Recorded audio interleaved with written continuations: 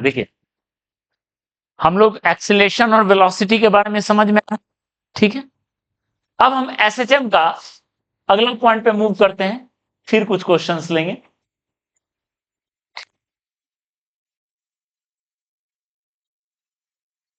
ठीक है, देखिए हम लोग एसएचएम के अगले पॉइंट पे मूव करते हैं, how to write equation of SHM. SHM का इक्वेशन कैसे लिखते हैं? इक्वेशन का मतलब क्या हुआ कि अलग अलग टाइम पे क्या क्या पोजीशन है, देखो अलग अलग टाइम पे उस पार्टिकल का क्या क्या पोजीशन है उसको कैसे लिखते हैं मैथमेटिकली। जैसे अब तक हमने बहुत कुछ इसका समझा है, ये मीन पोजीशन है, ये मान लेते हैं पॉजिटिव एक्सट्रीम है, ये नेगेटिव एक्सट्रीम है, मतलब इधर एक्स एक्सिस है, ध्यान दीजिए जो एक्स एक्सिस पे ज्यादा कोऑर्डिनेट पे पड़ रहा है उसको बोलेंगे पॉजिटिव एक्सट्रीम, जो कम कोऑर्डिनेट पे पड़ रहा है नेगेटिव एक्सट्रीम। मीन पोजीशन का कोऑर्डिनेट एक्स नॉट है, ये एक्स नॉट प्लस ए है, ये एक्स नॉट माइनस ए है, ठीक है। हमको पता करना है किसी t equal to T time पे x पे है मान लेते, तो how will you write x as function of t। अलग अलग टाइम का एक फंक्शन क्या होगा, ठीक है। अलग अलग टाइम पे क्या फंक्शन, कैसे कैसे लिखेंगे, मतलब एक इक्वेशन चाहिए, वो टाइम पुट करें आपको पोजीशन मिल जाए, ठीक है। तो ऑब्वियस है आपका दिमाग में ये चलना चाहिए कोई एक ऐसा फंक्शन होना चाहिए जो बार बार रिपीट करे, पीरियोडिक फंक्शन, क्योंकि बार बार उस एक्स पे आ रहा है, बार बार उस एक्स पे आ रहा है, पीरियोडिक फंक्शन। और पीरियोडिक फंक्शन आप लोग ट्रिग्नोमेट्री में पढ़ चुके हो, साइन कॉस। वैसे तो टैन भी पीरियोडिक होता है, कॉट भी पीरियड होता है, लेकिन लेकिन आपके साथ पीरियोडिक तो होना चाहिए फंक्शन, एक टाइम में रिपीट, एक बाउंड्री के अंदर रहे, ताकि प्लस ए माइनस से उससे पार नहीं जाए, टैन इनफाइनाइट तक चला जाता है, ये सब दिक्कत है। यानी साइन कॉस को हम ले सकते हैं, क्योंकि साइन और कॉस 1 से -1 के बीच में ही रहता है, ठीक है। क्योंकि आपके पास एक तो दो चीज है, एक तो पीरियोडिक होना चाहिए, और डिस्प्लेसमेंट फ्रॉम मीन पोजीशन जो एलएक्स है उसका वैल्यू मैक्सिमम ए से -a के बीच में, ठीक है। तो ये साइन और कॉस ही हो सकता है, ऑब्वियस है। तो हम क्या लिखेंगे, ध्यान दो, LX that is displacement from mean position, और उसको अगर कोऑर्डिनेट के टर्म में लिखें तो क्या लिखेंगे, x माइनस एक्स नॉट लिखेंगे, एल इज इक्वल टू क्या लिखते हैं, ध्यान दो, ए क्या हो गया, एम्पलीट्यूड, साइन हम साइन के टर्म में लिखते हैं, आप उसको कॉस में भी लिख सकते हो, साइन को कॉस में या कॉस को साइन में लिख सकते हो, साइन। और अब जो आप पूछे थे क्वेश्चन, सर क्यों टाइम पीरियड इक्वल टू 2 π/ω, तो अब समझ में आएगा, ओमेगा टी, ओमेगा क्या आया, angular frequency, plus Lx that is x minus x naught, इस फॉर्म में लिखा है। यानी x as a function of time लिख सकते हो, x naught plus a sign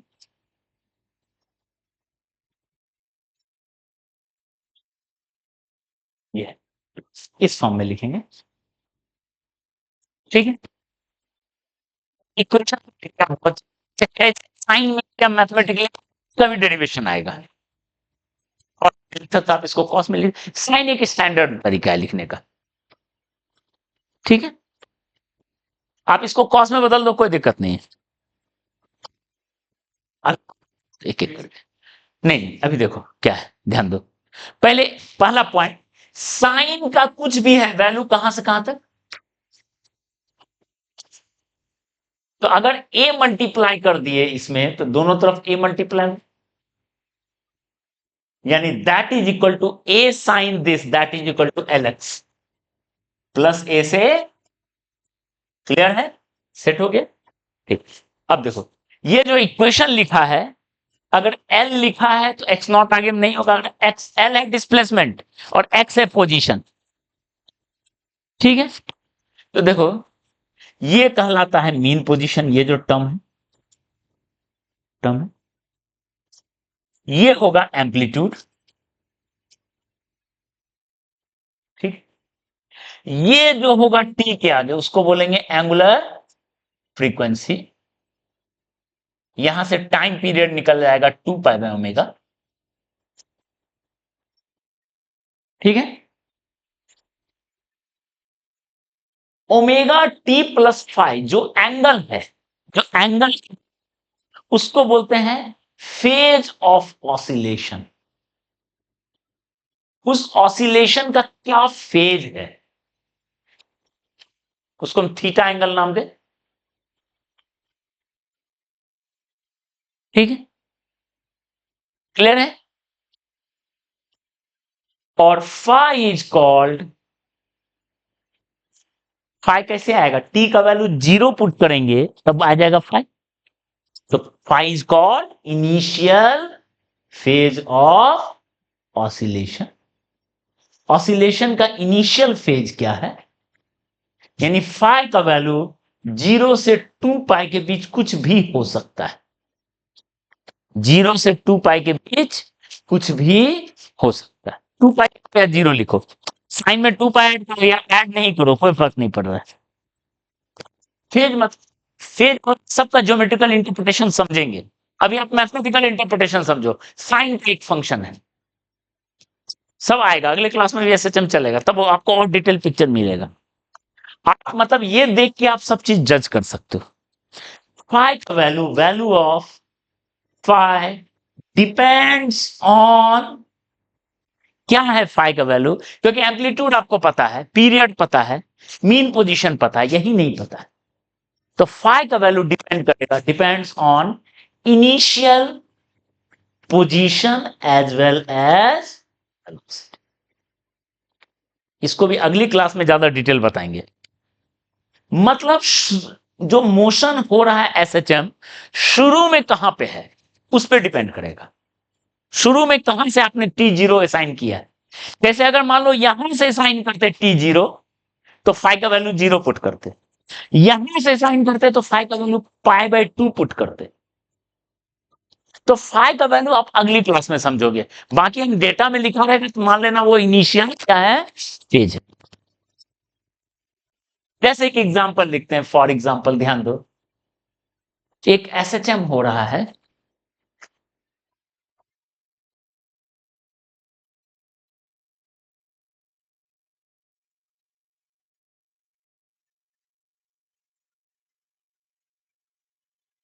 देखो एक एसएचएम है सामने लिखा, x as a function of time. ठीक है, 2 मीटर क्या है, -2 मीटर। ये क्या है 314 मतलब 100π, ये क्या है ओमेगा।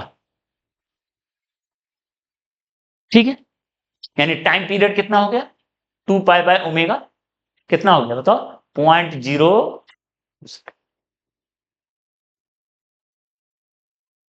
ठीक है, या π/6 कर देते हैं कोई बात नहीं। और ये है फाई।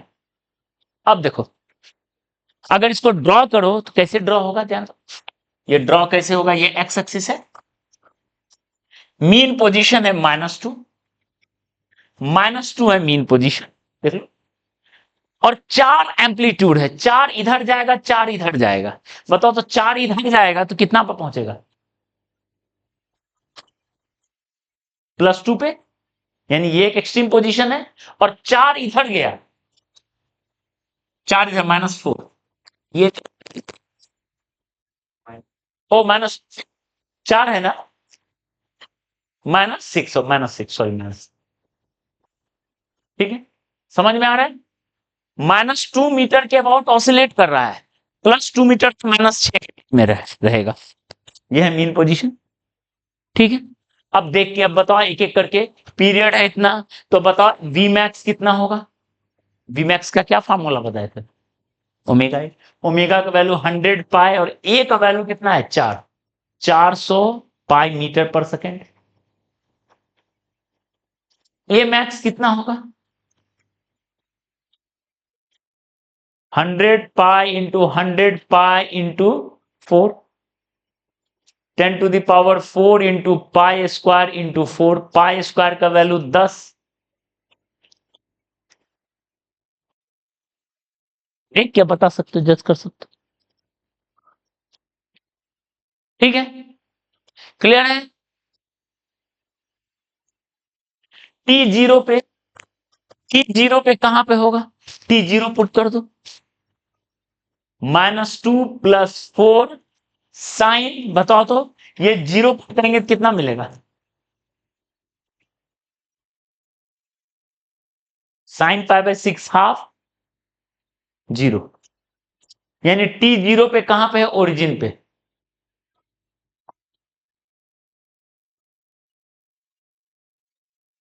ठीक है, समझ में आ रहा है? ठीक है, इस तरीके से हम लोग लिख सकते हैं।